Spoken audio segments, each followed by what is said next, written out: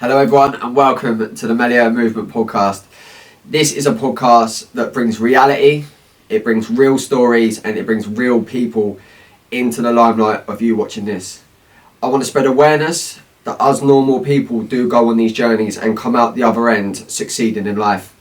Every single guest that I have on this show has been through something in life and now is doing absolutely truly incredible things.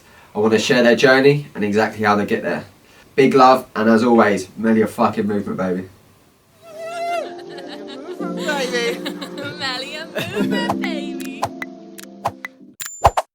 Abs, welcome. Thanks for coming down. Well, we've been very good friends for a couple of years now, I think it is. Yeah, I'd say so. Maybe a bit longer. So basically, with this podcast, as you've seen them, I want to get people in here to tell their success story. Yours is going to be a little bit different. I think a little bit less traumatic. However, to me, you're the definition of success in this generation. You have a very, very, very different way of looking at things. For anyone watching this, I do go to Abs for a lot of advice. So this is like our little chat that we would be having in NAAB. However, I do think I want to get your message out there to people because you do have a very, very strong and unique mindset. I sit there and I could literally listen to you for hours. You're very against the typical business way of thinking now. You think it's a lot easier when you can work a lot smarter.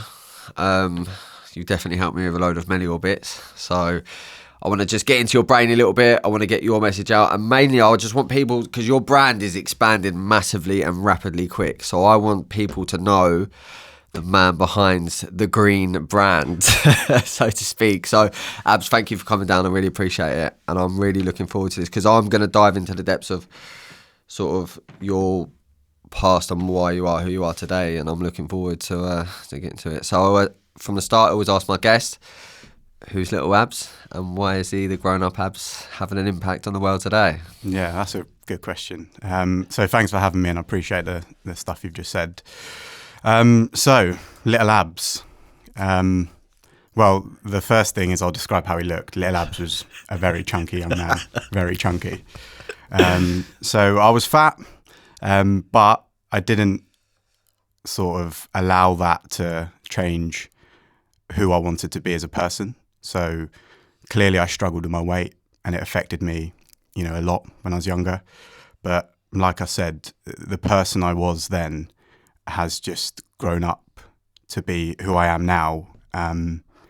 So I haven't changed because I look different, but that person was always there. So that's how I looked, but more about the personality. So it's funny actually because I was talking to my sister about this the other day. So I've got 3 older sisters and a brother that's a year younger.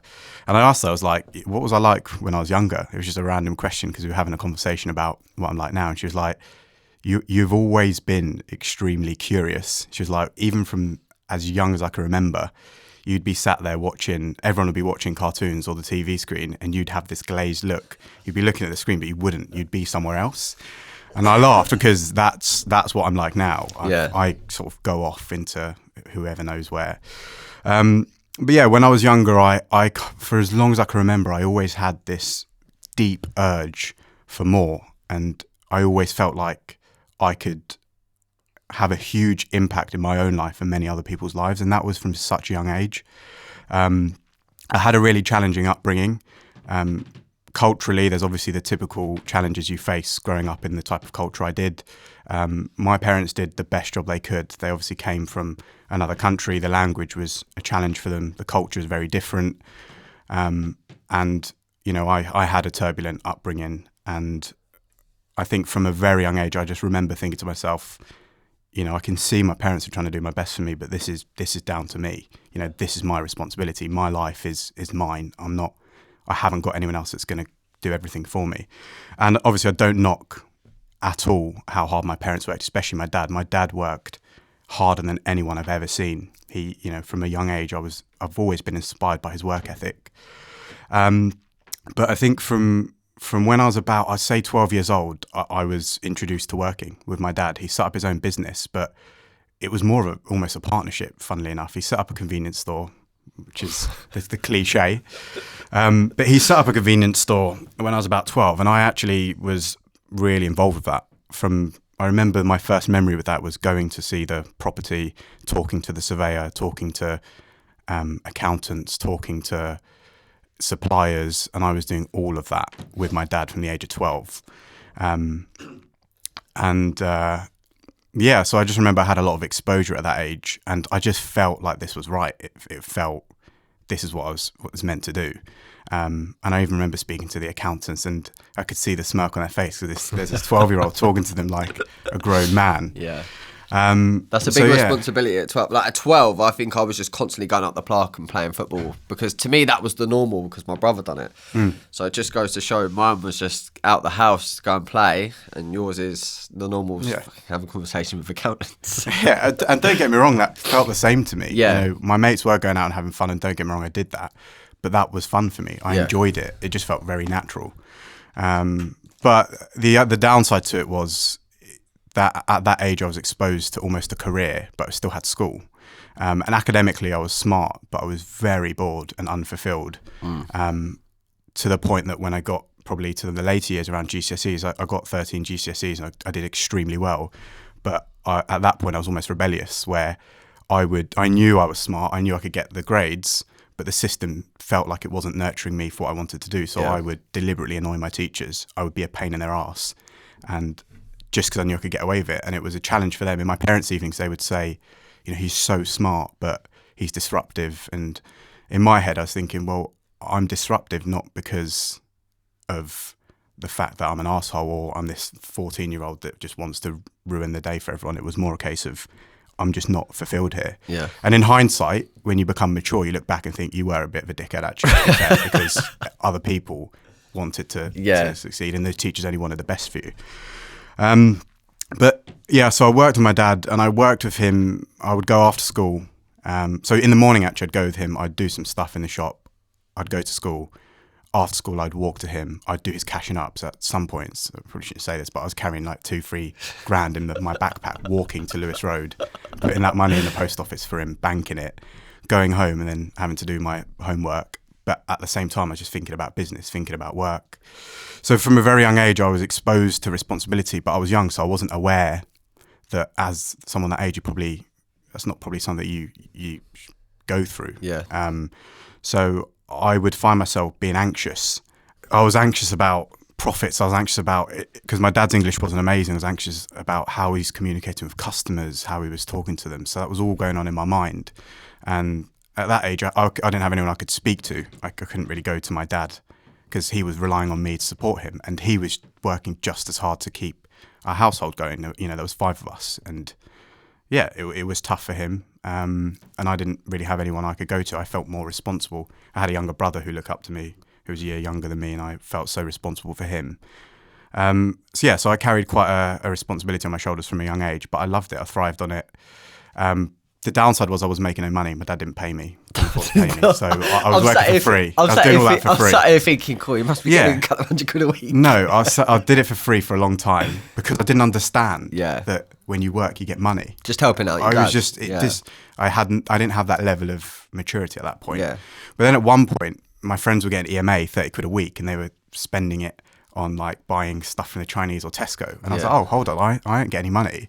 And because at that point, my dad's earnings that he declared, I couldn't get EMA. So I was like, oh, how am I going to get some money here? And then I started thinking, well, this is how my dad does it. This is how I understand the business model because I worked with him to do it. I was like, why don't I just do this myself? So I started going to the wholesalers, buy my own stock. And at the time, I think there was this big thing about vending machines and health, and they took out all crisps and chocolate and everything. And I was like, well, supply and demand, so here I am. So I started bringing stuff into school and started selling stuff out of my bag, and people started knowing me. And I remember one time I absolutely bricked myself because this big year 11 would walk up to me, and he was one of the like, not bullies, but one of those types. And I was like, I'm gonna get beaten up now, aren't I? And they're gonna nick my stock. And he wanted to buy off me. He was like, mate, give me a discount, I'll get you loads of customers. I was like, yeah, go on then. But anyway, so I started doing that. I was making good money. And then one day I got pulled in by my head of year, and he was like, Abs, I want to speak to you. So he pulled me in. And he was like, I heard you've been selling stuff out your bag. And then at that point I was like, I'm just going to be honest and fess up. And I was like, yeah, I am. And he's like, well, look, a lot of your mates are doing dodgy stuff by smoking or smoking weed or whatever. You're taking your initiative. So I'm about to teach you what tax is. And I go on then. He's like, every morning I want you to come here and I want to give you a can of Coke and a Mars bar. That's your tax and I'll let you do it. He's like, I'll let you do it. And I was carried on doing that and it was quite funny. And I started making decent money at the same time helping my dad out. And it was funny because I was learning about business firsthand and then taking these lessons and replicating them with my dad. And obviously he was a businessman himself and had done really well back home. So he was kind of like, well, yeah, I know this stuff. So then what happened from there is I then started to sell phones and iPhones and started making lots of money from doing that. And I remember thinking to myself, this is great. I'm making a lot of money, but I'm exhausted.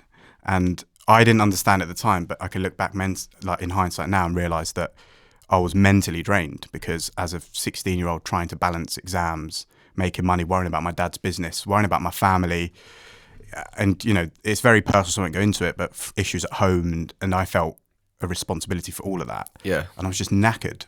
Is that a responsibility you put on yourself? Or did you feel that was just in general, that was the aura that you brought, that you was there for everyone? Both. So it was a genuine responsibility. I had to help my dad with the business because his English wasn't amazing and he didn't understand lots of things. So we, as a household, relied on that business, obviously, to eat. Yeah. So that was a genuine responsibility.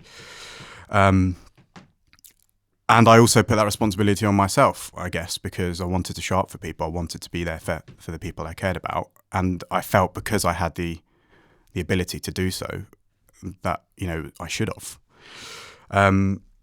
So at that point, I started thinking to myself that, I've got this money. And I remember I used to, the 1 million aftershave, the pot came with this box. Yeah. And that's where I used to put my cash. Yeah. My 1 million aftershave. I remember I used to get my cash, my profits, put it in there.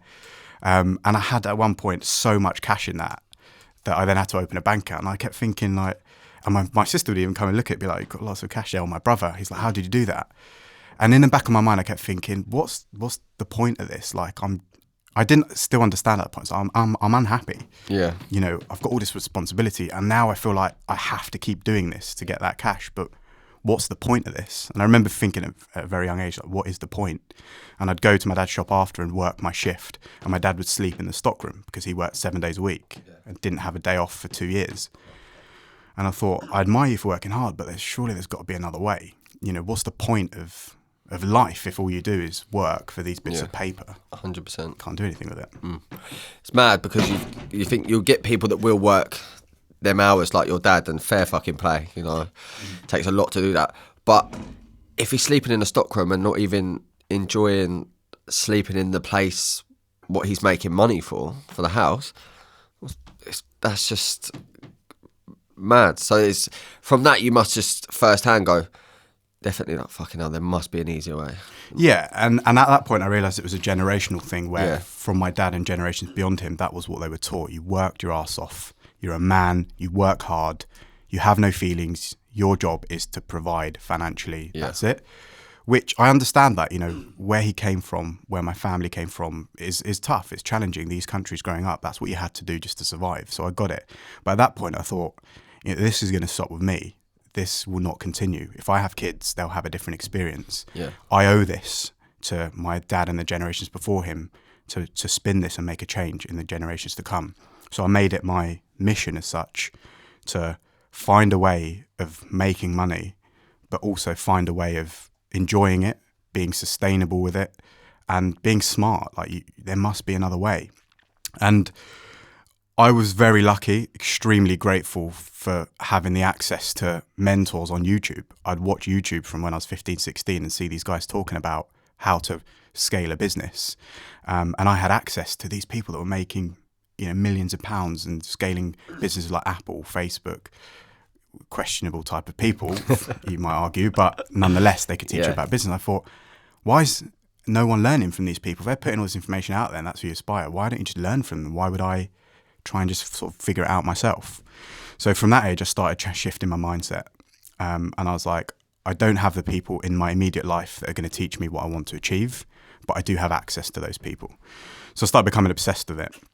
I was always on YouTube. I was always learning. And then I got a job at 16 at Primark because I was like, you know what? I want to go through the system. I want to do this properly. I want to get a proper job because I was 16. So I did. Worked at Primark. I remember my mates would come up and laugh at me when I was working in Primark, just a bit of a joke, nothing sinister. But in my head, I was kind of like, well, you live your life, enjoy it, good for you. I know I'll thank myself for doing this. Come the 28th, you'll be the one laughing. Yeah, and I wasn't because I was getting paid absolute pittance. Money you didn't have before. Yeah, exactly. But yeah, it was a great experience. And then things were going well for me. I felt like I was finding a direction. I was moving to where I wanted to. And then I had a really major motorbike accident when I was 16. I got hit by a car. I went flying a classroom's length, landed on my arm, shattered all the bones on my arm. I remember looking at my arm, it was sort of almost hanging off, dislocated my knee. I remember I was on Lewis Road near the petrol station. I remember just sort of couldn't see what was happening properly. And I just remember seeing a bus coming towards me. And I just remember just going like this and then the bus going past me and then putting my head back down and just seeing people like around me. So I'd had my accident. Obviously, my head was on the bus lane. So the bus obviously couldn't see me. He's going along. He's not going to see this little fat head on the floor. But yeah, that's what I remembered from it. And I remember someone calling the ambulance, like shivering, because obviously he could see what state I was in. Yeah. And all of a sudden, out of the blue, I just see my dad walking to the picture. And then after that, I couldn't really remember what happened. The ambulance arrived and they were like, we need you just to press really hard on your right foot. Try and press as hard as you can. But basically I dislocated my knee and I think it was really bad that they needed to put it back in there and then because I was losing blood supply. Yeah. And I remember just this crack and I was in agony. I remember just being in the ambulance in excruciating pain from everywhere. Got into the hospital and because I'd hit my head so hard, my temples were so inflamed they couldn't really take the helmet off. So I just sat there in A&E and I was kind of like, I accepted it at that point. Yeah. I was kind of like, well, I've just had this accident, so let's see what happens. I was in pain, but I think they gave me morphine or whatever. And my parents came in. My mum and sister came in. They started crying. And then the woman randomly next to us in A&E, she saw them crying. She started crying as well. I was like, fair enough. Knock-on effect. Yeah. And then my dad, funnily enough, said to me, he was like, I don't know what it was, but I was driving and there was loads of traffic on Lewis Road. And he was like, I just know it's you and you had an accident. And I was like, really? What the fuck? He was like, yeah. But anyway, so I remember I had a trainee doctor that came up to me and he was like, yeah, we're going to try and do an operation just to keep your arm. And I was like, what do you mean by that? And he was like, well, your arm's shattered and broken in pretty much every place supporting your elbow. And he was really nervous because he was a trainee. Yeah. So I was like, am I going to lose my arm? He was like, and he was just couldn't give me a direct answer, obviously because he didn't really know. Yeah. At that point I was like, shit, seems a lot more serious. Then the other doctor came in, he's like, look, we should be able to get it right. You're going to need a couple of operations. We're going to need to put pins in your arm, etc. And then long story short, obviously I recovered. I had to stay out of college for 3 months. I had a cast that weighed like 15 kilos. And I remember I was in agony for about 2-3 months. And I could feel my bones in the middle of the night growing around the metal that I had in my arm. And I had a bit of metal that would come out like that. We used to stick a ruler down there, scratch. Was you still quite a chunky lad? I was really fat, yeah. And then I got even fatter because of that, because I couldn't move. So I got to the point where I was about 125 kilos sitting at home. But what was weird is I still had this state of mind about there's got to be more. I still had that drive. That never went anywhere. That was consistent. I think with life events like that, I think it's only going to motivate you more because that is like, I mean, if that bus would have God forbid anything would have happened, they are the wake-up calls. Yeah. I had it, so a different example. So when I was battling my depression and waking up, I want to end my life. When I come away from that, I was like, I'm going to do everything in my power, as many days as I can, to always make sure I'm getting the most out of life as possible. So I think them near-death experiences might have just been sent from the universe. Yeah, so just be like, fucking off you go, mate. I agree. And look, these things are horrible, don't get me wrong, but in hindsight, the way I see these things, my perspective is slightly different. And I don't want to take away from anyone's challenges because everyone goes through hard things. But these are the things that shape us to become better people. These are the things that help us become grateful for what we have. When you go through these events, and you come out the other side, it shows you just how powerful we can be and just how powerful, you know, the support network and others around us are. So don't get me wrong, these things are horrible, but they make us better people. And actually, I was listening to a study by this Google X director who said he ran a study that said he asked 12,000 people, what's the most traumatic event that happened in your life? Now, I'm going to give you the option. You can erase that event from history, but what I erase with it is the person you became and all of the knock-on things that happened from there. Not 98% of people refused and said, no, I want to keep that traumatic event. Yeah, so traumatic events are horrible. Yeah. And I don't want to kind of talk about myself in this. I want people to take value from it. But these genuinely are, at least they were for me, the things that made me who I am. Resilience. They gave me the characteristics that helped me work towards fulfilling who I want to be, which is still a long way away. But I am grateful for those experiences. And, you know, it got tougher from there. It wasn't easy. I mean, I went back to college and it was even harder to concentrate because I was like, my life is quite short. I don't want to be here. I don't want to do this. This is not what I'm meant to do. But it was school and you had to stay in school. Yeah. So I remember when I was 18, my best friend died. Well, my closest friend in school died.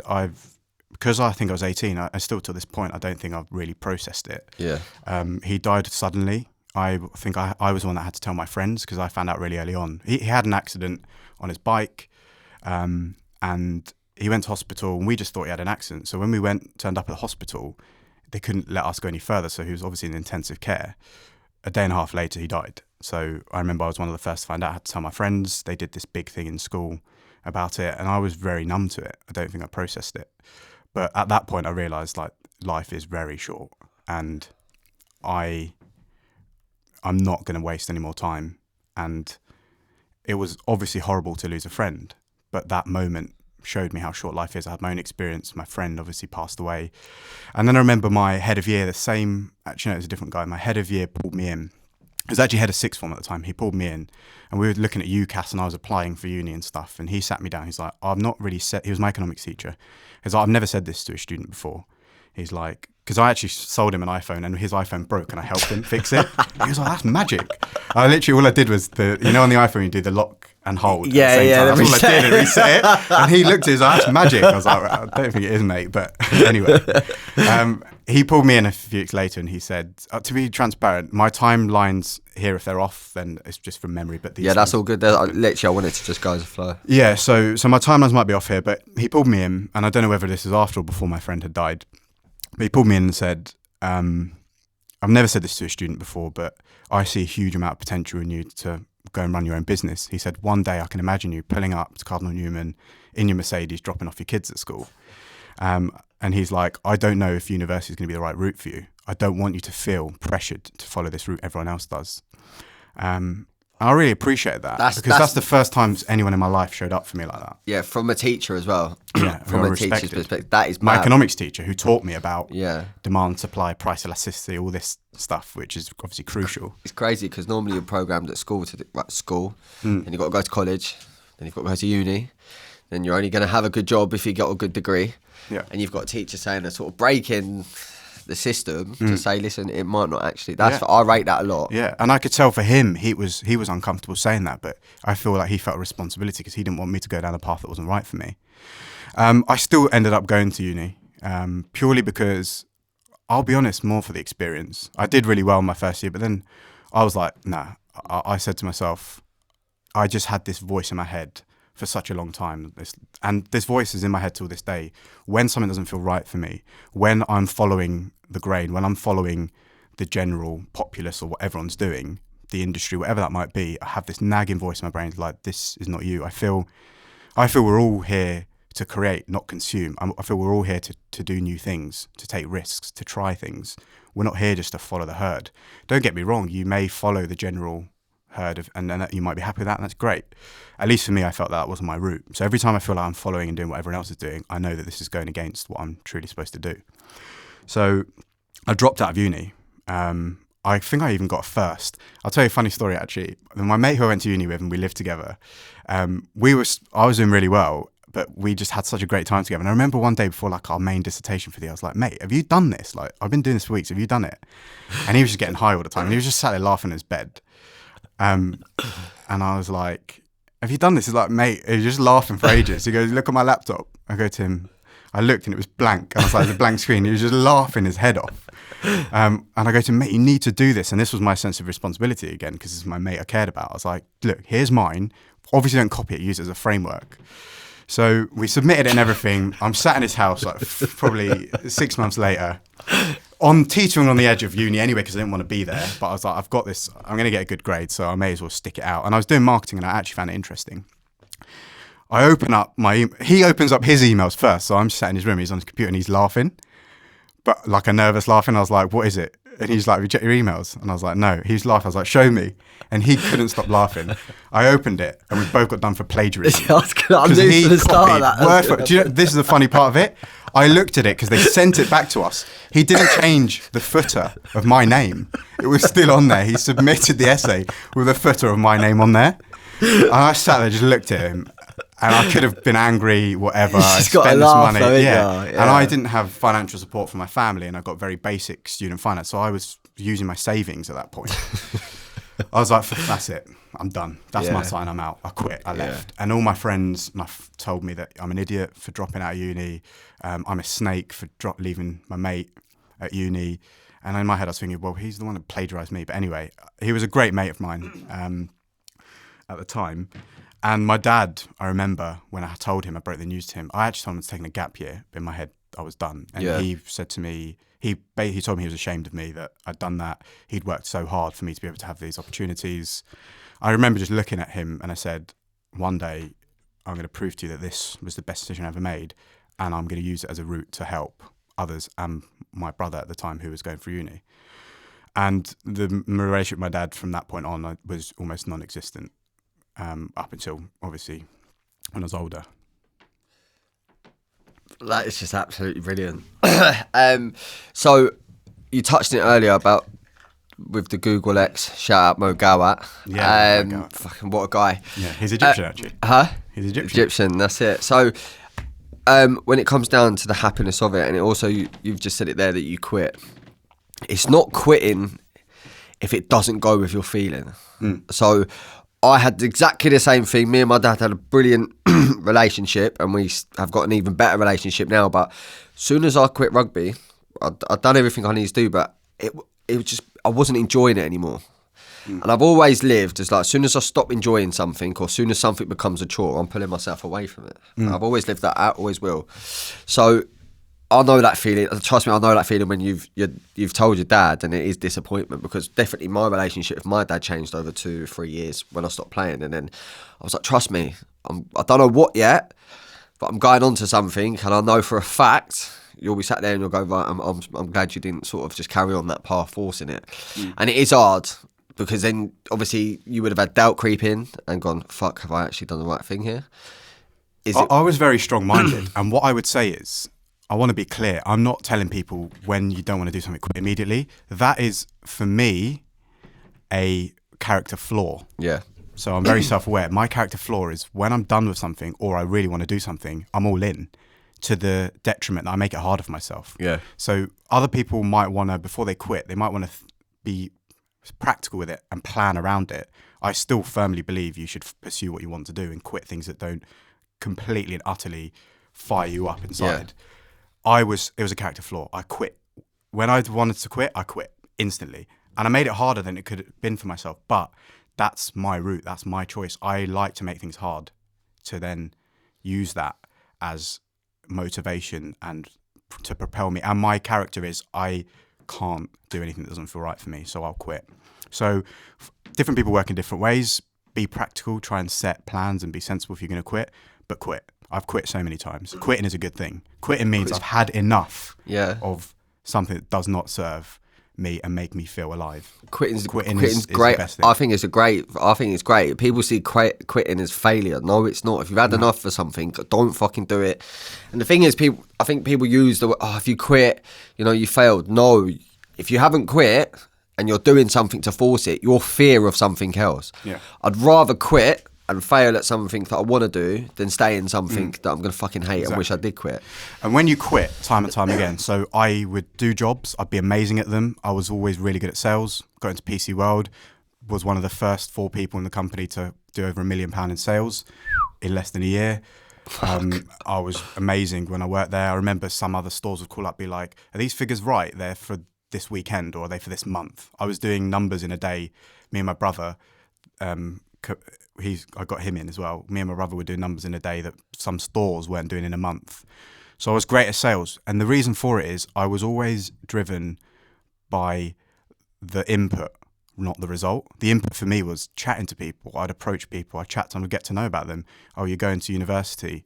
This laptop might, be suitable on the basis of the exciting thing that's happening at the university rather than, do you want to buy this insurance with it? It's like, no, I would build relationships with people and just try and serve them and the sale would come. I was never sales driven until this day, believe it or not, even though I work in money.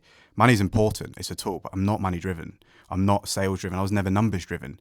That's why I didn't pay attention to targets, because in my head I was like, if I pay attention on doing the right thing for whoever I'm helping, those targets will come. Yeah. So I would blow targets out the water almost instantly in any new job I had, because I was doing it for the right reasons. But then when I felt the institution didn't support what I wanted to do, and they were just target driven, sell this insurance, whether it's the right thing or not, I'd quit. So I left. I left that job because it didn't suit. And obviously I'm not knocking any of these companies. I don't want to get sued by them. They're the best companies in the world. I love them. They do great things. So don't sue me. But if I didn't feel like I was aligned and it felt right for me, then I'd move on. So I moved on quickly, a lot, because I'd grow within that and I felt like I'd served my purpose. I moved on. I went to work at Santander. And I always came in and was like, where most people come into a job and learn to do things the same, I'd come in and learn from the best people and then put my spin on it to do it better, to do it differently, to be more real. People want to interact with someone in a real way. They want to come to the bank and you chat to them in a real way. They don't want you to talk to them about products. They want you to understand their situation and tell them how you're going to take them to where they want to go. And very quickly at Santander, it's a funny story actually, I became top 5 personal bankers in the country. They'd released a 123 account, which you probably heard of, and I was the top seller of that product in the whole Santander. And then this was in my first 6 months of working there. So I remember one of the directors, I can't remember what his role was, but he was high up. One time I was having a meeting, he knocked on, he's like, do you mind if I sit in here? So what turned around was everyone in the region was going, he's obviously dodgy. Now, I don't know what the reason they would think that, maybe because I came in brand new, but obviously my name's not John Smith. So, and I know this, and I'm not saying that I was discriminated because of my name, but I did face discrimination where I worked because I fell under this stereotype of, I was called the Asian persuasion in one of my jobs, even though I'm not even Asian, it's a different continent. Fucking hell. But did that get you? No, it motivated me because it also, I know that my parents and other people with ethnic minorities face much more challenging things, and the discrimination they got through enabled me to be there. So I was still grateful at that point, and it wasn't relevant to me because it was like, oh, that's not really offensive. Like, what's that got to do with anything?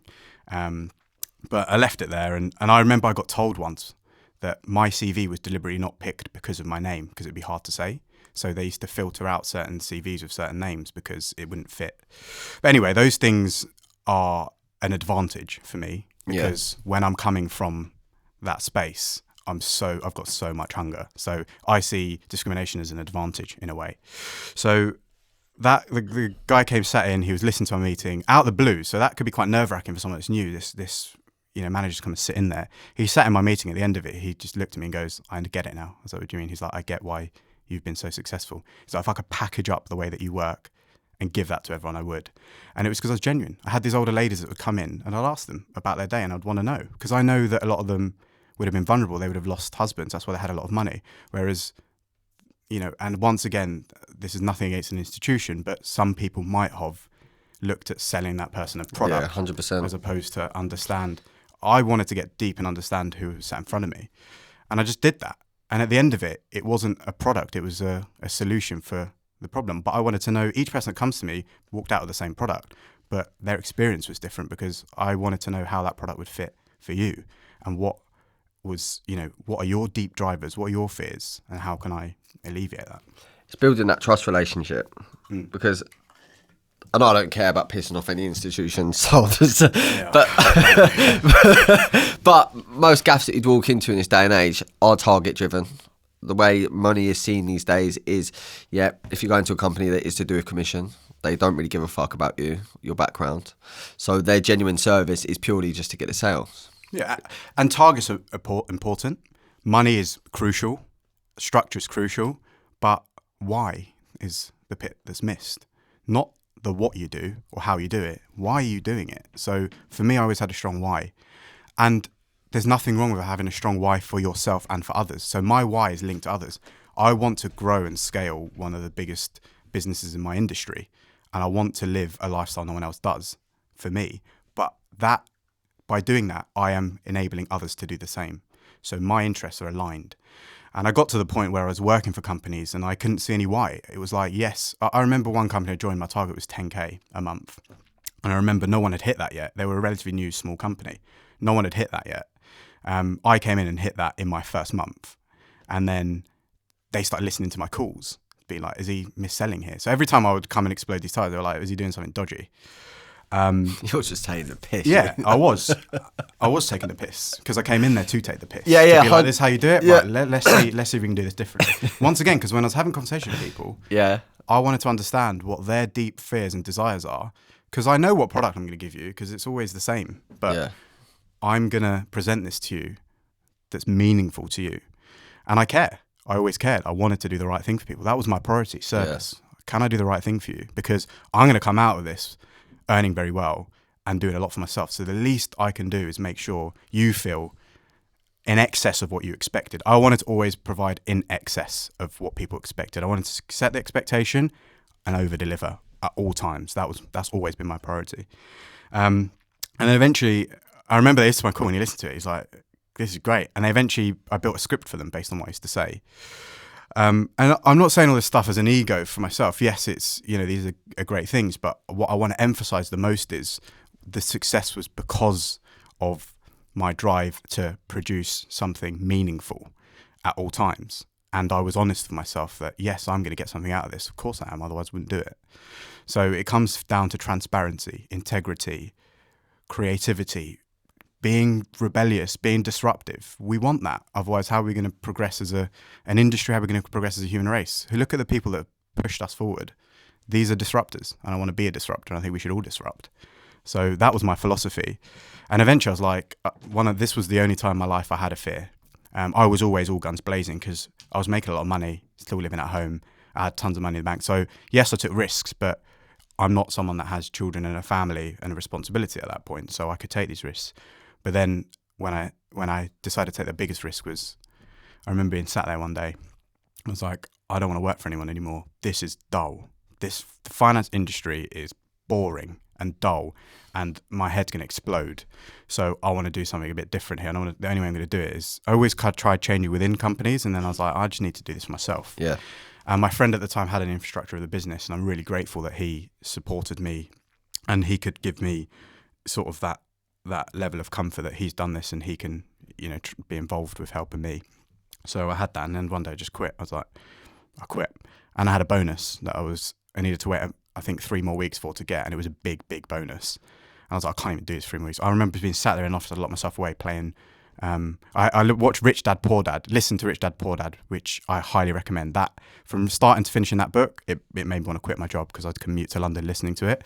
And he had a board game which was called, I can't remember, the cash flow quadrant, which taught you about business, but like Monopoly.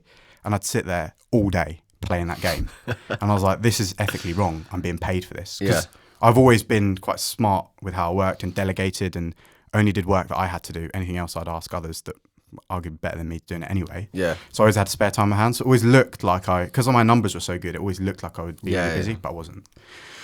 So I was playing that and I was like, I'm going to quit now. I've just had enough. And I quit for my bonus, and I didn't get it. But I quit, set up my own business, which is a whole new story. It must have been rubbing their hands together when you give up before the bonus. I guess so, yeah. But I think they had earmarked me to obviously, as any business, I think they saw me as a commodity, as someone that they could use to propel their profits. Massively. That just goes to show your clean heart. I guess so, yeah. I mean, yeah, I'd like to think so. That's one of the things that is really important to me is transparency, honesty, integrity, doing all these things. Don't get me wrong, I'm sure I've done things that are wrong. I'm sure I've done things against my beliefs, but I always try to do the right thing. So you've mentioned the word a few times. I know exactly what it means, but just for people that are watching this, you've talked about being aligned a lot. Mm-hmm. Talk to me through the emotions of that. The outcome of being aligned is one of the most simple concepts possible. The route to get there is a different story. For me, being aligned is it feels right. That's simply what it is. We're so intelligent as human beings that our minds are intelligent, but they're not the most intelligent part of us. You know, what's here, and I know it sounds cliche and you take it how you take it. I'm a very spiritual, deep, philosophical person. What's in here is way more intelligent than what's up here. So if you can listen to what here tells you, you're going to be on the right path. Here can tell you things that words cannot give you. So we all have this sixth sense. We all have this thing as I knew it was going to be like that. Why don't we listen to that voice? Why are we listening to everyone else's voice that has a 1% exposure to who we are and what we want to do? Why are we taking that 1% inaccurate voice of someone else's and ignoring this voice here that can guide us to where we want to go? You know, they always say if it feels right, do it. That comes from somewhere. It's not a fluke. No. And I've learned that so much more as the years have gone on. And some of my biggest risks have not come from here, because here is shouting, saying, do not do this. It's come from here. So I'll have 10 people that will tell me, 10 people that I respect will tell me, don't do this, this is a bit silly. But I think, no, if it feels right, I'm going to listen to myself. Have you ever doubted yourself on your journey? Because a lot of people, like, you've literally been at school, and from 12, I mean, we had Louise on here and she was, involved in drugs at 12 years of age. All right, and then by like 14, 15, I think she was selling the crack and heroin, I think, or something like that. Shout out, Lou, you're a fucking legend. But yeah, so did you have any doubts? Was there any times that you thought, oh, am I doing what children should be doing? Is there more to life than just working and doing what I'm doing? Or have you always just been, I'm just going to always do what I feel is right and what I want to do on that day? So I wish I had more doubts. I'm a very impulsive person. And it's worked for me because I've turned it around, but I wish I had more doubts. And what I mean by that is doubts are useful. So everything is about perspective, right? So we see these trigger words like doubts, fear, anxiety as these bad things you stay away from. No, it's how you use those to your advantage. So I'll give you an example of what I mean by that. By doubts, I wish I just sat down and set a plan out of action of what I'm going to do. Because if I'd done that, I'd have got a lot further, a lot quicker. I wish by doubts, I would have doubted my ability, because clearly I'm not someone that's run a business before. Yeah. And I found out the hard way. I'm not someone that has worked in finance before. I found out the hard way.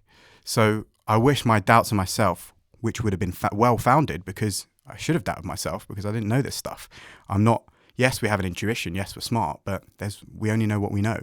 So I wish I had more doubts in the fact that humility with doubt, which is you don't know this. Yes, you've got to drive. Yes, you're a great salesperson and you're going to be a successful entrepreneur. Don't doubt yourself about that. Don't doubt who you are, but doubt the ability you currently have, and use that doubt to then go and seek help. And that's what I do when I endeavor to do something new right now. And why, like you said, this brand has succeeded so quickly, and it has a lot quicker than I thought it would. And it's going to places even I didn't imagine it would. But because I had doubts, right doubts. Yeah. I didn't doubt myself. At this point, I've got so much evidence that I know what I'm doing. Yeah. That doubt doesn't come from doubting myself. I believe in myself so fully. But what I doubt is my ability to grow a social media account. So I use that doubt and grow. Who has grown a social media account to the level I want to? I'll go and get their help. So you need doubts, because doubts enable you to go and find the people and the methods and the help that you need to overcome those doubts and then level up and get that skill.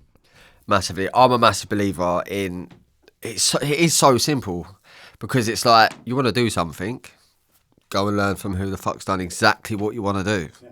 And bonus, pay them. Yeah, exactly. You can do that now. You can literally go to someone. I mean, I want a good retirement. Who am I going to? You? And we've talked about me and the old Sun Lounger in Benidorm. Yeah, with your saggy balls. That's what we said, didn't we?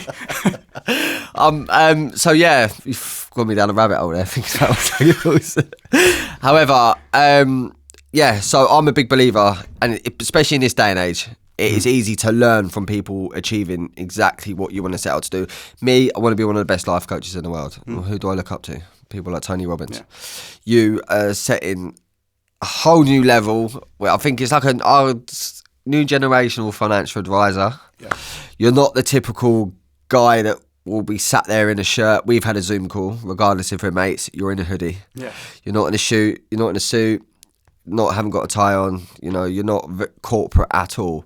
Talk to me about the journey you're on now, because we've spoken a lot about your past, but what you're doing now is incredible. For me, life coaching is about offering a service I wish I had. And even if people don't become clients, I always want to make sure that I can help the world in some way.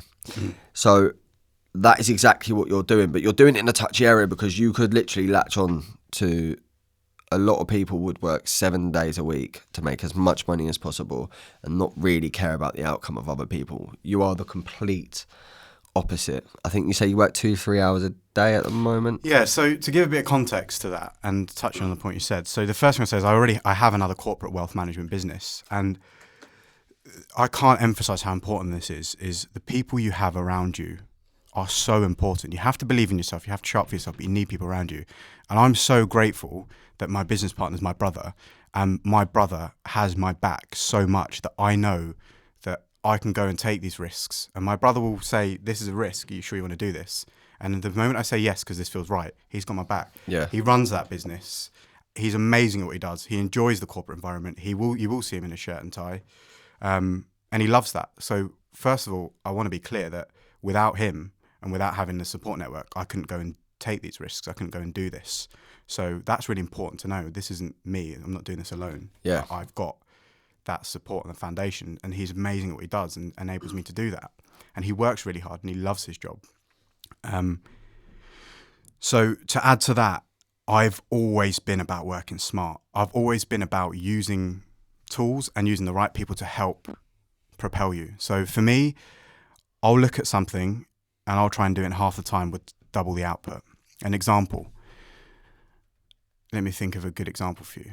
So when I first started, I would do a lot of the social media content myself and post it at a certain time.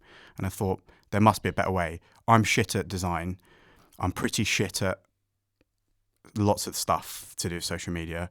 And this doesn't feel right for me just to post this manually myself. So I went away and looked at a system, and you can schedule. And I went and found someone that can do and bring my vision and my brand to light. And being transparent, they live abroad, so I can pay them less. But I asked what their price was, and I agreed to pay them a little bit more. So ethically, I'm paying a lot less than what I'd pay for someone here, but for them, those earnings are quite high. So I looked at a smart way of a win-win. I'm always looking at win-win-win. If I can pay someone a little bit more that would cost me less here, they're better than me anyway. It would take me hours to produce what they can in half an hour. I get everything scheduled. And then the people that consume my content consume it in a clear, high value way, they win. So I look at win-win-wins half in the time I spend on things with a better output. And that's one example. And I'm obsessed with finding those examples. I think we're so focused on working hard, and that's so important. Hard work is crucial. It's the backbone of anything. But we don't just have a backbone, we have a brain. Yeah. So I think the brain is looking for constantly better ways. And we find people out there are providing these better ways because that's what their calling in life is, to provide these systems, this software. You know, there's someone out there that's passionate about the things I hate and I'm awful at. So it's about finding those. Yes, hard work is important, but working smarter and looking for new, better ways to do things all the time is crucial. And learning. I don't exaggerate. So I might actively do 3-4 hours of work a day, but I don't exaggerate. I spend between 4 to 8 hours a day learning every day about my trade. 4 to 8 hours learning from people that know more than me every day. And that compounds hugely. That takes a lot of, that is a lot of attention. Is it just tell me what drives you? Because a lot of people will be watching this and think, oh, well, I just don't know if I can be bothered. How do you get that drive, and how do you sort of get yourself out of bed in the morning? So habits and routine are extremely important to me. So if you know me, you know I do the same things every day. You could look at me and think I'm boring. I wake up, I go to sleep at the same time, I wake up at the same time without an alarm. That was one big goal I set for myself when I was working in London. I was like, you know what, I absolutely hate waking up to an alarm at 4:30 or 5. One of my life goals is to never need to wake up to an alarm again. And that's my biggest life goal, and I've achieved it. And every day I wake up, I have a gratitude journal, and I put in there that I'm grateful I didn't need to wake up to an alarm today. So it's the mindset, which comes down to the characters of being grateful. Because if you're grateful for what you have, it's hard to be unhappy at the same time. Yeah, it's impossible. Yeah. There's, And don't get me no wrong. room for unhappiness. Yeah. That's why I'm so big on gratitude, because if you think of gratitude, my anxiety just drops. Even when I was suffering with it badly, like, it's impossible to be in a bad mood when I'm thinking of my mum and a dog. Yeah, and don't get me wrong, people will have things that happen to them that are so shit and so hard. And it's hard to feel grateful in that moment. Don't feel grateful. Feel sorry for yourself in that moment. Yeah. Think about what's going to make you feel better in that moment. And sometimes you just need to sit in that feeling. You know, sometimes I'll get sad. Sometimes I'll have moments of negativity. And rather than trying to move straight on from that, I'll allow myself to feel it, but I'll give myself a limit. I say, look, you woke up today, you've worked, you're feeling really shitty or whatever it might be. Do you want 24 hours? Great. After 3 hours, because I gave myself that space, I'm like, oh, maybe I'll watch a YouTube video. Yeah. I'll watch a YouTube video about marketing. And before I know it, by the end of the day, I'm on my PC working because I've just had all these ideas. Because I was just kind to myself. I treat myself the same way I treat other people. I'm compassionate. I'm empathetic. I expect a lot from people and I expect a lot from myself. But I know that at the same time, you need to give yourself space. Not every day is going to be a good day. But if you have the right habits, you have the right framework, you have the right mindset, you can persevere. And it's about the small, consistent daily wins, doing the boring, basic stuff every single day for years. That's what I do. I do the little boring things that other people don't want because they're like, what's the exciting thing? What's the big thing here? What's the new thing I can do? And it's like, what are the basics? Tell me the basics. I'll go to an expert and be like, tell me the basics of what I need to do. I'm going to do that. Tick that box every day for years, and then I'll see what results there are. So I'll wait. The results come later on. You put a pile of effort at the beginning to see the results later, as most people are trying to see the opposite way around. What's the least I can do now to get the most? No. What's the most I can do now to get that later on? And I think that's sort of the mindset I'd approach things with. It's unreal, and you've had that in from you from about 12 years of age. I guess so, but I've evolved that. Yeah. I've always been about growth. You've tailored it to your how you like what's easiest for you. Yeah. And you've asked me what, long term, what I want to achieve. I don't have, contrary to popular belief, I don't have this big vision of where I want things to go, because I think you limit yourself. I think when you say, I want £1 million in the bank, that's my goal, you've set a limit now. You haven't set a goal, you've set a limit. Yeah. So in my head, my goal is, how can I every day wake up and improve slightly on every aspect of who I am? How can I find ways of understanding the human psychology more and understanding myself? How can I find ways of being more kind to myself when I'm struggling? How can I find ways of bringing the best out of other people? All these little things, because they stack up. And then the byproduct of that is in your work. So when I'm doing that in my work, my message in the way that I'll come across is going to be fed from who I am. So my biggest goal is becoming an absolute beast of a version of myself. That's it. Because the beast version of myself, right now, I couldn't imagine what that person would achieve. So if I set a limit for that future version of myself, I'm doing them an injustice. If I set my 17-year-old self a limit to make £500,000 in my business, this version of me now would look back and be like, you sure? Because you might want to double or triple or quadruple that. So I learned very quickly that goals are important, but there can be limits. The biggest goal is who you are, who you want to become, and what you want to do in the world. How do you want to serve others? I believe that the truest fulfillment for a human being is to reach full fulfillment within yourself and then start serving others with the excess. I'm a massive believer in serving others. I also a massive believer in people coming to our life to serve us. I would say that people look at life as, oh, why is this happening to me? Why is this happening to me? But you touched on it earlier and it hasn't left my brain that, when you got hit, when you come off the bike, life, and you could have chose to react to it in a bad way. Life's happening for us, not to us. It's like Mo Gowett touched on. There isn't a bad thing that happens. There's nothing bad in my life that I would take away, because the people that I've met, Granted, I've sat in my thoughts and I've cried my fucking eyes out and I've been in bed for days. However, it has definitely shaped me into who I am today. And Liz, the first time I've heard your story start to sort of where we are now, and it just goes to show that has shaped you into literally who you are now. And I know for a fact that if you was to wake up tomorrow and go, I don't actually fancy continuing on this path that I want to do, that you would stop there and then, and it would be something else that you follow. Yeah. I have no attachment to anything. You know, what I love today might be different tomorrow. And the only thing I'd add to that is that I don't want people to understand this the wrong way. Struggling mentally and struggling in life is challenging. It's so hard. And some people are clinically depressed. So this is a condition. This isn't, I'm feeling sad today. This is a condition. And my heart goes out to those people because that must be one of the hardest things in the world. And I'm grateful I haven't suffered with anything like that myself. But one thing, and I'm talking to myself here, and other people take it how they want, but this is directed to me. Coming out of that victim mentality, everyone struggles, everyone has challenges, and some are going to be so much harder than others. And, you know, we need help in those areas, don't get me wrong. But nobody is going to come and save you. Nobody's going to come and take you out of where you are to where you want to be, aside from yourself. You are the one that's going to save yourself. No one will. And you can. No matter where you come from, there are thousands of stories of people that are in the same situation as you, if not worse. So I could talk about all the things that I've challenged, and I'll go and find you someone probably from my culture, from my background abroad, that makes mine look like a walk in the park. Doesn't mean that just because someone else has it harder, it's not hard for you. That's not what I mean. What I'm saying is they're an example that things can be really hard, but you can pull yourself out of it and you can do something. And you don't need to do it overnight. Take one step at a time. And the other thing I'll add to that is that I've had a complete blank here, but yeah. So there's no such, in my mind, it might sound very strange, but there's no such thing as good and bad, because you only know if it's good and bad when you reach the end of the story. So something that looked bad in your life in that moment probably felt horrible, and you need to obviously give yourself time to get over it. But when you look back, that actually turned out for the better. So there's no real such thing as good and bad. You only know good and bad at the end. You don't, like when you're watching a movie, you see a villain, you're like, oh, that's bad, what they're doing, shit. Then you get to the end of the film, you're like, oh, they were doing that for good. So that's life. Life is, we're too obsessed with something bad happened to me, something good happened to me. It's like, what's your perspective on it?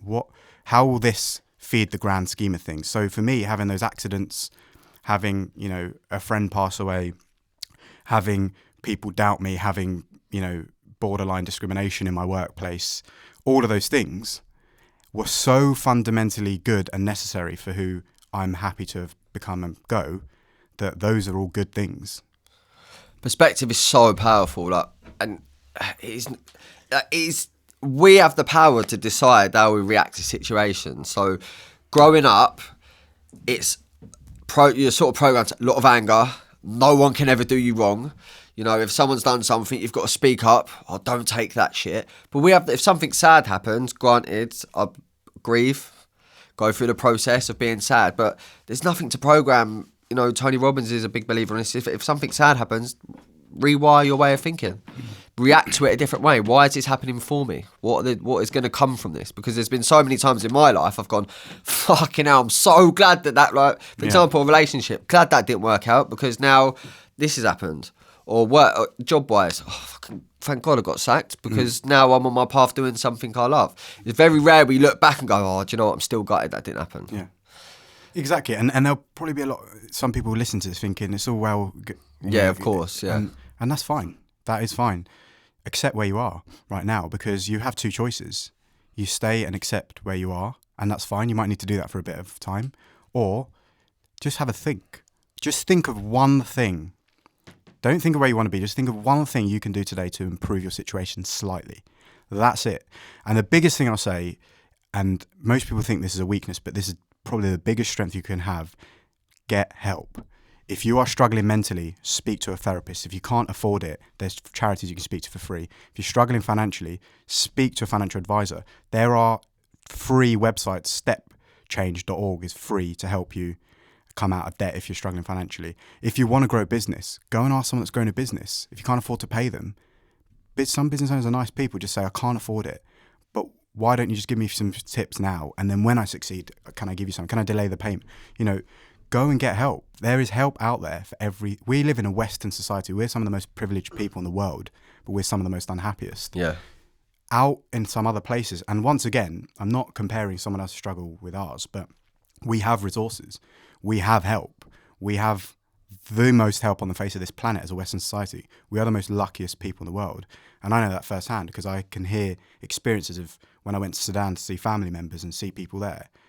They don't have any of the resources we do, but some of them are actually happier than we are, but that's a different story. So I'm not knocking anyone's challenges. I'm not of course, discrediting anyone's feelings, but what I'm trying to do is look forward to give a solution.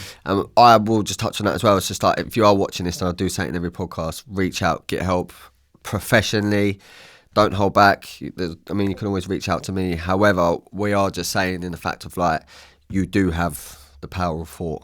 So you do have the choice to either lay in bed every day, which if that's what you need to do, and you need to just speak to a therapist once a week, that's absolutely fine. But I'm sitting here and I'm telling you, there is the power of thought, that there is hope out there. So don't think we're knocking anyone with mental health, but I just want to reiterate, it's one single change in thought. And if you can just see your next step, just take that.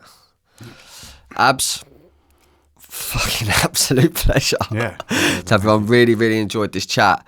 I always ask my guests at the end of every podcast, so Mechial means for the pursuit of the better in life.